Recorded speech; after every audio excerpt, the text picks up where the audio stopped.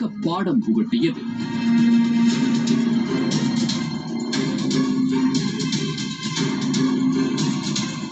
ஆயிரத்து 1971 ஆண்டு இந்தியா பாகிஸ்தானிய போருக்கு பிறகு இரு நாடுகளின் ராணுவ படைகள் சம்பந்தமாக சில நேரடி ஆயுத மோதல்கள் நீடித்தன. சுற்றி இருக்கும் மலை முகடுகளில் ராணுவ புறக்காவல் நிலையங்களை நிறுவுவதன் மூலம் சியாச்சின் பனிப்பாறையை கட்டுப்படுத்த இரு நாடுகளும் முயற்சிகளை மேற்கொண்டு வந்த போதிலும் 1980களில் ராணுவ மோதல்கள் தொடர்ந்து நடைபெற்று வந்தன. இருப்பினும் 1990களில் காஷ்மீரில் பிரிவினைவாத நடவடிக்கைகள் காரணமாக பதற்றங்கள் மற்றும் மோதல்கள் அதிகரிக்க ஆரம்பித்தன. அவற்றுள் சில பாகிஸ்தானின் ஆதரவினால் நடத்தப்பட்டவையாகும். அத்துடன் 1998இல் இரு நாடுகளும் அணுசக்தி சோதனைகளை மேற்கொண்டன.